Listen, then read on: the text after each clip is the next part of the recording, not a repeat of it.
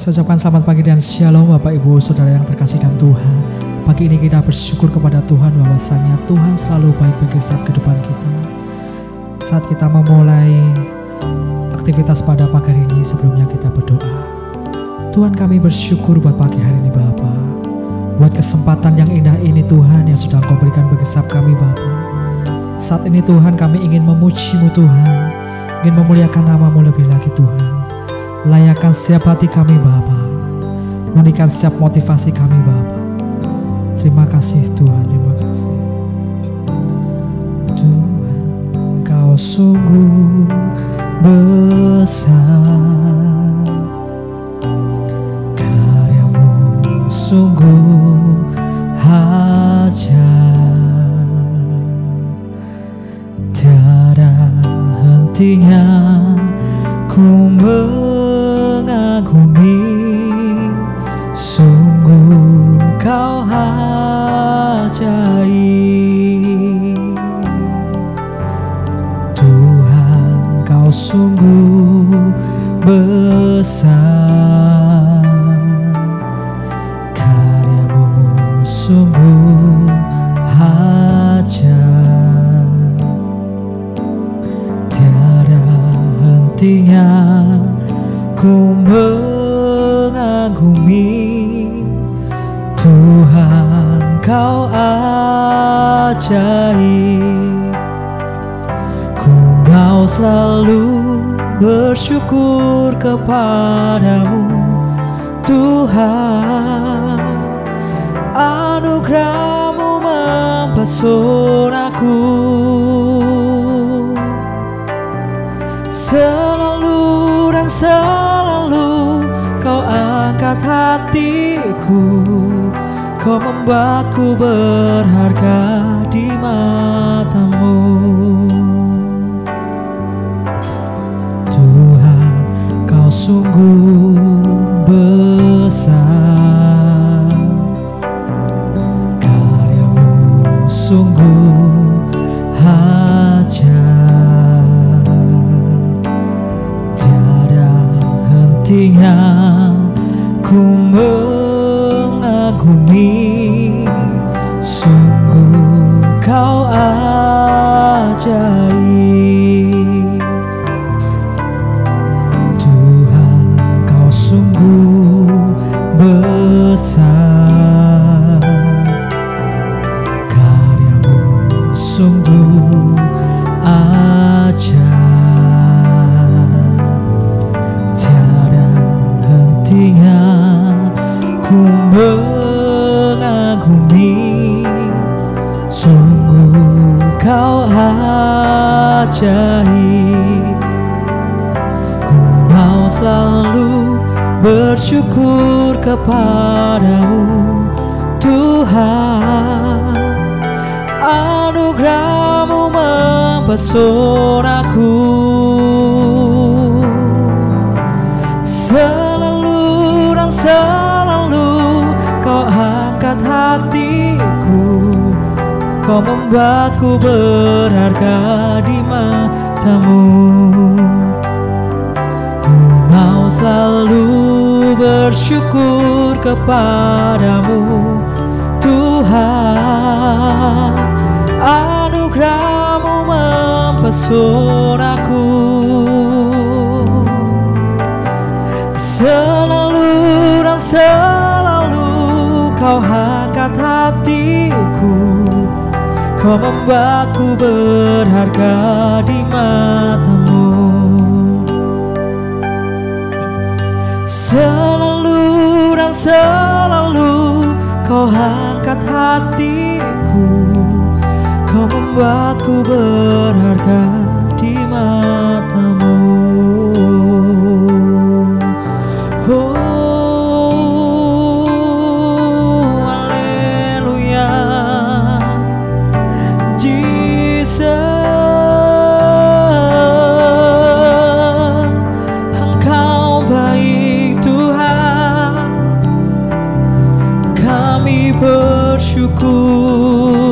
kami bersyukur sebab Engkau baik Yesus. Wow.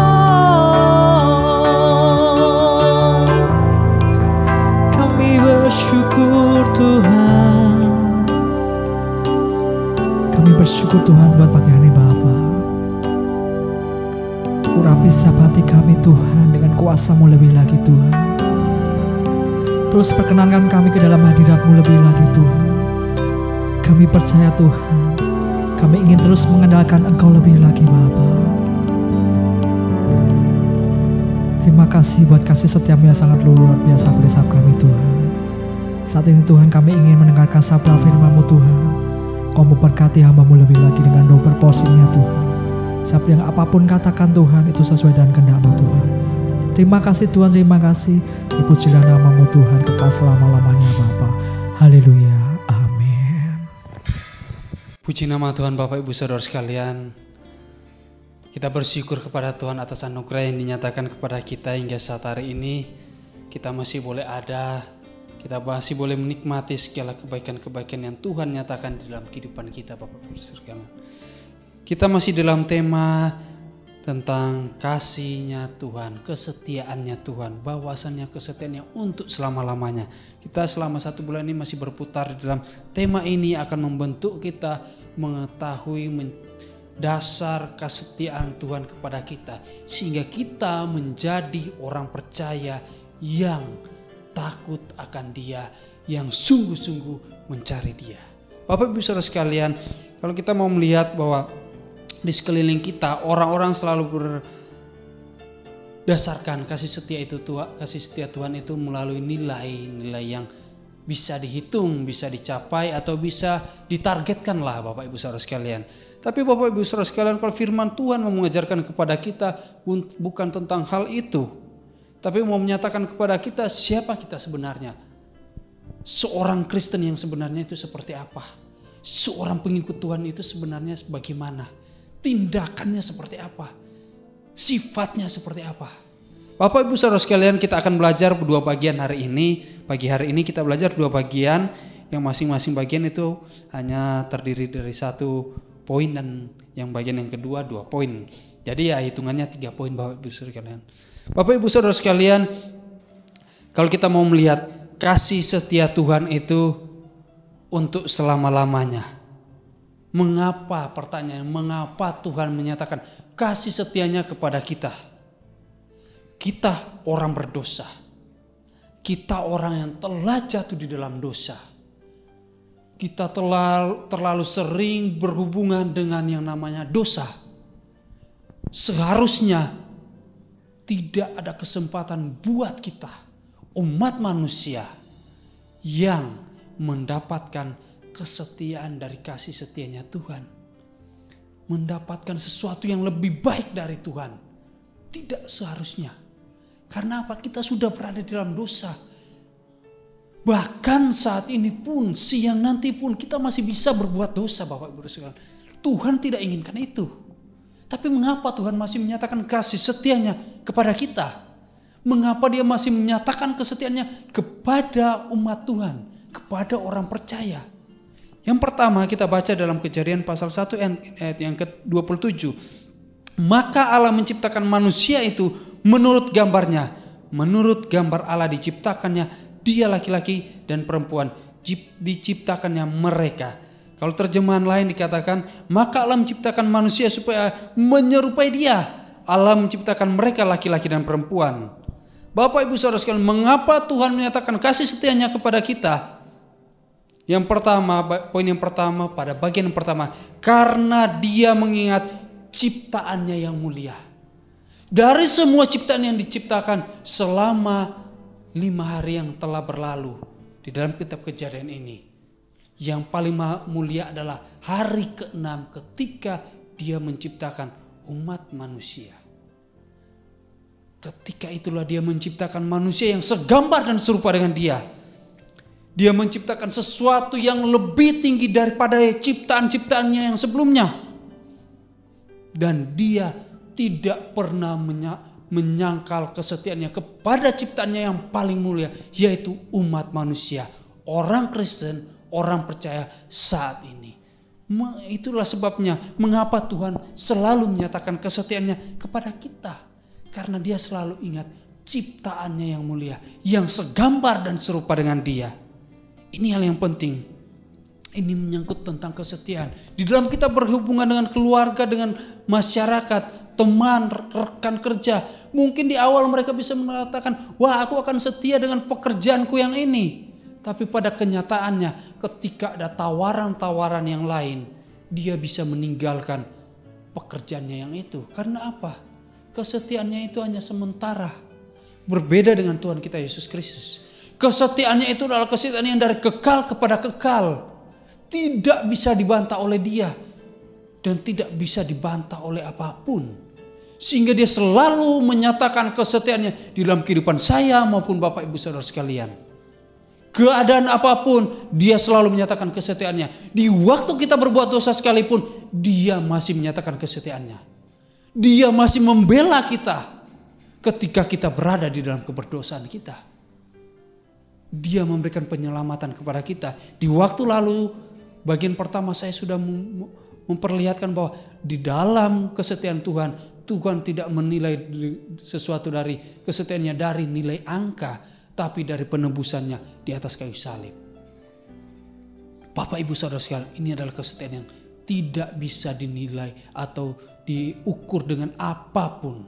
Karena ini kesetiaan yang diberikan Tuhan kepada umat percaya atau orang percaya atau kepada ciptaan yang paling mulia yang pernah diciptakan oleh Tuhan Allah kita. Bagian yang kedua Bapak Ibu sekalian, bagaimana kita memperoleh kasih setia Tuhan. Kita sudah hidup di dalam zaman anugerah. Orang-orang selalu menyatakan, wah kita sudah hidup di dalam anugerah. Mau berbuat apa saja bisa.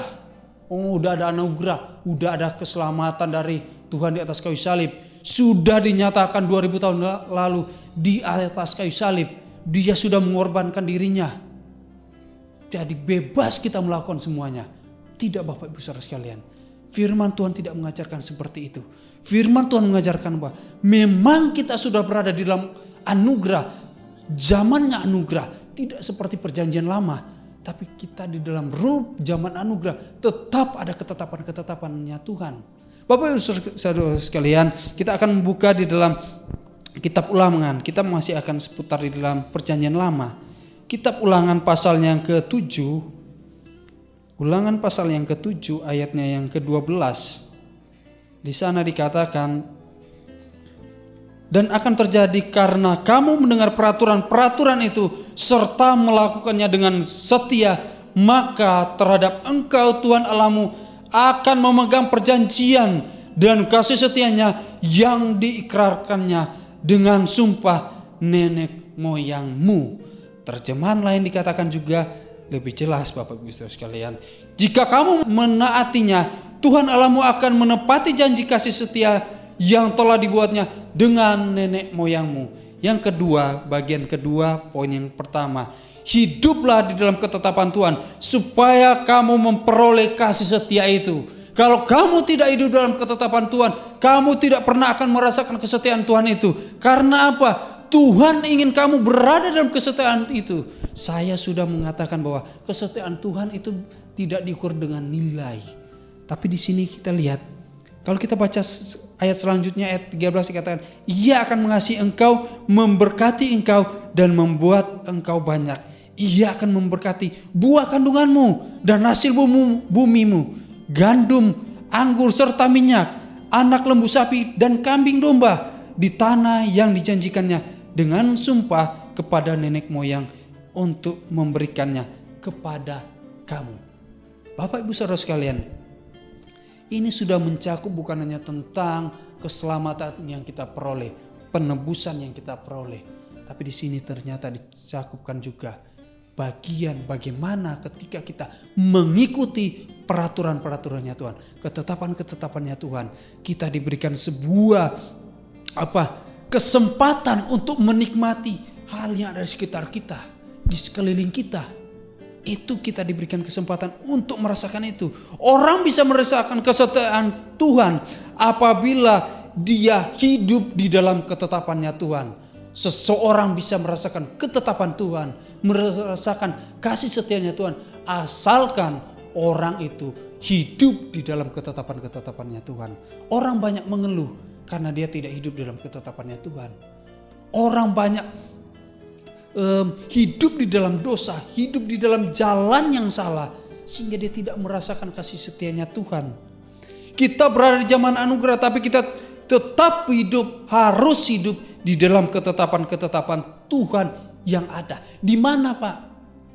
Di mana Pak Pendeta? Di mana hamba Tuhan? Kok kita sudah hidup di anugerah masih ada dalam ketetapan? Ingat, ada 10 hukum, tapi dalam perjanjian baru juga dibuat ada 2 hukum kasih, yang mana mencakup hukum 10 hukum tadi. Secara tidak langsung dipersingkat Bapak Ibu Saudara sekalian. Hukum yang panjang dibuat jadi pendek hanya 2, dari 10 poin jadi 2. Itu berarti di sana, di dalam zaman anugerah perjanjian baru, itu tetap ada ketetapan, ada aturan yang mana saya, Bapak Ibu Saudara harus ikuti. Tidak boleh hidup semena-mena. Tidak boleh hidup sesuka hati kita. Kalau kita hidup sesuka hati kita, kita berada di dalam jalur atau hyper grace. Berbuat dosa terus. Tidak usah pikirkan ketetapan aturan-aturan Tuhan. Tidak seperti itu Bapak Ibu Saudara. Kita sedang berada di zaman anugerah, tapi ketetapan-ketetapan Tuhan itu masih tetap berlaku Bapak Ibu Saudara. Selama Alkitab masih ada, selama firman Tuhan disampaikan, selama itulah ketetapan firman Tuhan, ketetapan Tuhan itu masih berlaku dalam kehidupan kita, masih ada di sekeliling kita. Karena kita selalu diingatkan melalui firman Tuhan, melalui pembacaan-pembacaan firman Tuhan kita. Kecuali orang yang tidak membaca firman Tuhan. Kecuali orang yang tidak mau mendengarkan firman Tuhan. Mereka tidak mau melakukan ketetapan-ketetapan firman Tuhan. Kecuali orang-orang seperti itu. Tapi kita sidang jemaat di tempat ini, kita bisa mendengar, bisa membaca firman Tuhan. Kita berarti tahu bahwa ada ketetapan firman Tuhan yang harus kita jalani. Maka dari itu, untuk kita memperoleh kasih setia Tuhan, hiduplah dalam ketetapan Tuhan. Sehingga janji-janji firman Tuhan yang dinyatakan kepada nenek moyang kita, kepada Abraham, hingga kepada kita saat ini, kita bisa rasakan Bapak Ibu Saudara sekalian. Kita bisa menikmati. Ketetapan Tuhan itu tidak ada lagi ketika firman Tuhan tidak bisa kita dengar. Tidak ada pemberitaan firman Tuhan. Berarti sudah waktunya. Waktu untuk kita diangkat oleh Tuhan. Waktunya untuk tidak ada pendengaran ketika kita rindu tapi sudah tidak ada waktu. Maka dari itu Bapak Ibu Saudara sekalian, waktu ini adalah waktu yang atau adalah kesempatan yang bagus untuk kita belajar tentang ketetapan firman Tuhan, tentang keinginan-keinginan Tuhan dalam kehidupan kita. Bagian yang kedua, poin yang kedua, hiduplah bersama Tuhan. Bapak Ibu Saudara sekalian, kalau seorang hidup dengan orang tua, itu selalu akan menikmati kasih setianya Tuhan. Tapi orang yang tidak hidup dengan orang tua, dalam pengertian ya mungkin melarikan diri, tidak mau menganggap orang tuanya lagi, dia tidak akan pernah merasakan kasih setianya orang tua. Kalau kita mau merasakan kasih setianya Tuhan, hiduplah bersama Tuhan. Hidup bersama Tuhan itu seperti apa Pak? Kita hidup bersama Tuhan. Hidup bersama Tuhan adalah hidup berhubungan dengan Tuhan. Kita bisa memanggil dia Bapa. Berarti kita datang ke rumah Bapa. Kita tidak datang di tempat-tempat yang bukannya rumah Bapa. Kita datang mencari Bapa. Kita datang mencari Tuhan kita. Kita datang berbicara. Sehingga apa? Kita bisa menikmati kesetiaan-kesetiaan Tuhan. Orang yang hidup bersama Tuhan, hidup bersama dengan Bapanya, pasti merasakan kesetiaan-kesetiaan dari Bapanya. Merasakan pemberian-pemberian dari Bapanya. Coba Bapak Ibu Saudara sekalian, coba merantau ke luar pulau, jauh dari orang tua. Terkadang di dalam telepon atau di video call, orang tua di luar pulau sana itu katakan, ayo pulang nak, di sini lagi ada acara keluarga, lagi bakar-bakaran apa gitu. Nah, yang penting jangan bakar-bakar rumah, lagi bakar-bakar daging. Nah, ada acara besar, makanan-makanan langka gitu. Tapi ketika kita jauh dari orang tua, dari Bapa kita tidak bisa merasakan, cuma bisa, oh iya, terima kasih. Kita tidak bisa merasakan. Tapi kalau kita ada di sana, bersama orang tua, ketika ada acara-acara keluarga, kita pasti ikut. Dan apa?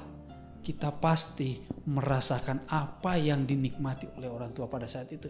Begitu juga dengan kita di dalam kehidupan kita dengan Tuhan. Kalau kita mau merasakan kasih setia Tuhan, itu selama-lamanya hiduplah bersama Tuhan. Carilah Tuhan.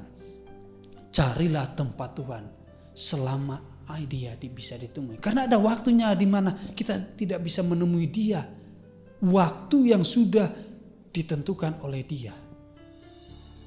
Jadi selama masih ada waktu, mari kita datang cari Tuhan. Hidup bersama Tuhan selalu mendapatkan kesetiaan Tuhan. Lembah kelam itu pasti ada. Tapi kesetiaan Tuhan itu pasti dinyatakan dalam kehidupan kita. Itu pasti kita rasakan perlindungannya.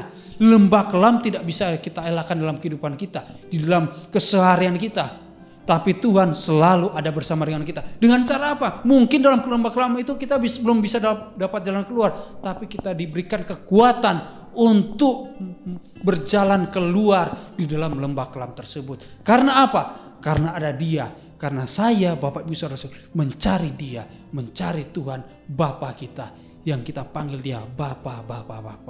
Karena hanya di tempat Dia, di rumahnya Dia, kita bisa mendapatkan pertolongan dan menikmati kasih setianya yang luar biasa di dalam kehidupan kita.